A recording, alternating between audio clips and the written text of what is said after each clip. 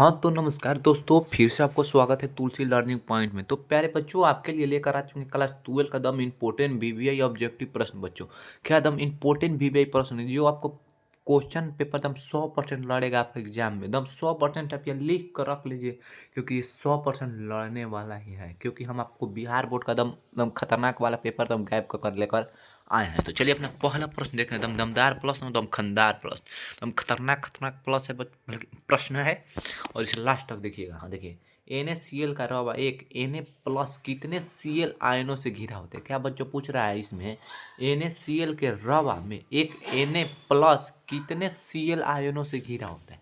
तो कितने से Cl आयनों से घिरा होता है? तो पहले बच्चों आपका क्या हो जाएगा? ऑप्शन नंबर सी, 4 आयनों से घिरा होता है। 4 राइट है सर, ऑप्शन नंबर सी हो जाएगा। फिर बच्चों हम लिख कर रख लीजिए, हम 100% लड़ेगा ये प्रश्न। देखिए, एक दियासलाई की ज्यामिति होती है। क्या आप जो दियासलाई कैसा होता है? कुछ इस प्रकार का होता है। रुको फिर से बनाते हैं। दियासलाई इस प्रकार का होता है कुछ, और यहाँ पर आपका दिया बढ़ता है ऐसे कुछ इसी प्रकार का होता है। तो उसे ही हम कहते हैं दियासलाई ज्यामिति, क्योंकि ये इस प्रकार का नहीं होता है।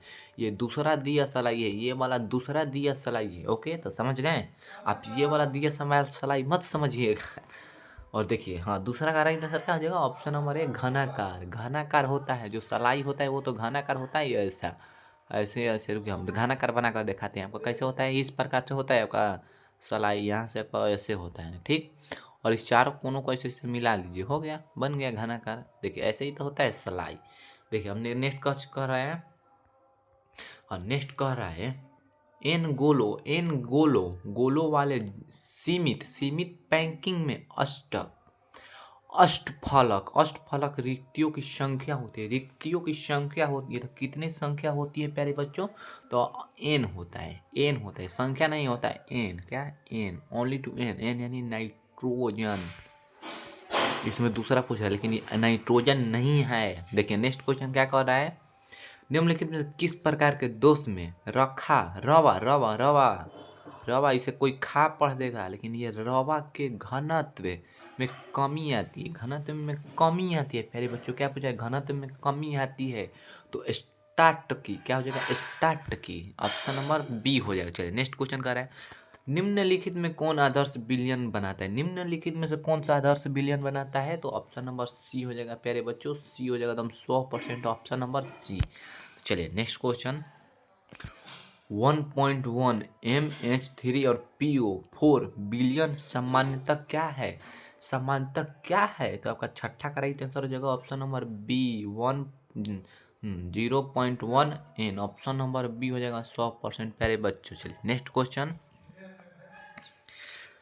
किसी तनु के घोल का अणु संख्या गुण धर्म निर्भर करता है। गुण धर्म निर्भर करता है, तो आपका सतवा का राइट आंसर क्या हो जाएगा प्यारे बच्चों?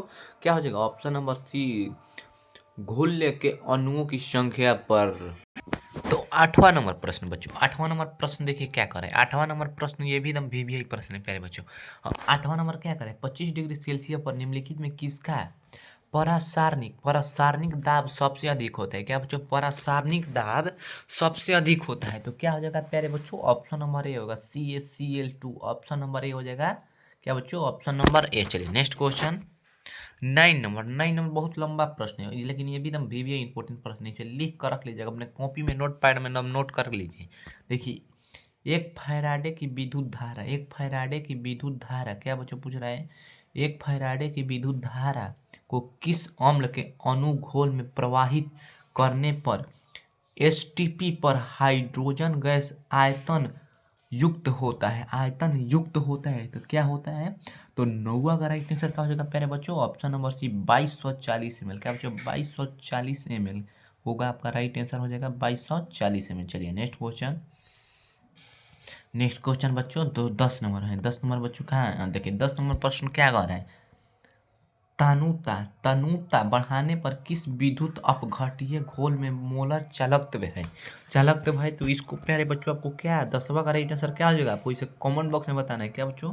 कमेंट बॉक्स में बताना है कि सर जी 10वां का इतना राइट आंसर हो जाएगा। इसको कमेंट बॉक्स में बताना है। कैसे बताना है? क्वेश्चन पर 10 लिखिएगा, यहाँ पर लिखिएगा ए होगा, बी होगा, सी होगा, डी होगा, कुछ इस प्रकार का। चलिए नेक्स्ट क्वेश्चन 11 नंबर।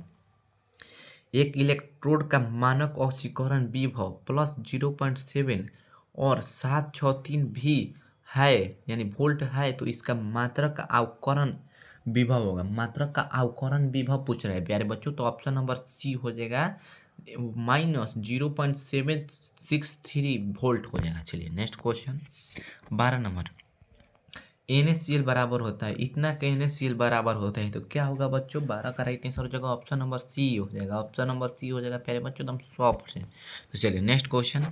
निम्नलिखित में कौन सा द्वितीय सेल है? निम्नलिखित में कौन सा द्वितीय सेल है? तो ऑप्शन नंबर डी हो जाएगा प्यारे बच्चों। निम्नलिखित में से ना, निम्नलिखित में से ऑप्शन नंबर डी नहीं होगा प्यारे बच्चों। यहाँ पर कोई गलती कर देते हैं कि ऑप्शन नंबर डी देखकर मार देगा, इनमें से सभी लिखा है आप लोग, ये सभी मार देते हैं। इसका क्या हो जाएगा? Lead storage battery. Lead storage battery option number B हो जाएगा एकदम 100% और 100% प्यारे बच्चों। चलिए, और इस क्वेश्चन को आप लोग नोट करते रहिएगा जो जो आपको हम बता रहे हैं। किसी अभिक्रिया का योग स्थिरांक निर्भर करता है, किसी अभिक्रिया का वेग स्थिरांक निर्भर करता है। क्या बच्चों? निर्भर करता है, तो किस पर निर्भर करता है? ताप पर निर्भर करता है, ताप पर। चलिए नेक्स्ट क्वेश्चन। प्रथम कोटि की अभिक्रिया का वेग स्थिरांक की इकाई होती है। वेग स्थिरांक की इकाई होती है, तो कितना होता है? तो 15 का राइट आंसर हो जाएगा ऑप्शन नंबर बी हो जाएगा, समय इनवर्स। चलिए next question. Next question 16 number. अगर अगर अभिकारक के आरंभिक सांद्रण क्या बच्चों? सांद्रण दुगुना कर दिया जाता है, तो अभिक्रिया का अर्ध आयु भी दुगुना हो जाता है। तो अभिक्रिया की कोटि है, अभिक्रिया की कोटि पूछ रहे हैं, तो क्या हो जाएगा प्यारे बच्चों? शून्य हो जाता है। क्या हो जाता है? शून्य। ऑप्शन नंबर 0 हो जाता है। चलिए नेक्स्ट क्वेश्चन 17 नंबर। प्रथम कोटि में अभिक्रिया निम्नलिखित में से कौन सही है? प्रथम कोटि में अभिक्रिया निम्नलिखित में से कौन सही है? तो ऑप्शन नंबर ए हो जाएगा प्यारे बच्चों, तो हम 100% और 100%। तो चलिए नेक्स्ट क्वेश्चन। हाँ, नेक्स्ट क्वेश्चन क्या कह रहे हैं? अधिशोषण की वह घटना जिसमें कोई पदार्थ है दूसरे पदार्थ की सतह पर जमा हो जाता है। क्या होगा? ऑप्शन नंबर ए हो जाएगा प्यारे बच्चों, तो हम 100% 18 का राइट आंसर। चलिए नेक्स्ट क्वेश्चन। हाँ, नेक्स्ट क्वेश्चन है यहाँ पर 19 नंबर। उत्प्रेरक पदार्थ है जो क्या पूछा? उत्प्रेरक पदार्थ है, क्या है उत्प्रेरक? तो ऑप्शन नंबर सी हो जाएगा, साम्य व्यवस्था प्राप्त करने का समय को घटा देता है। क्या घटा देता है? चलिए नेक्स्ट क्वेश्चन 20 नंबर। हाँ बच्चों 20 नंबर क्या कह रहे हैं?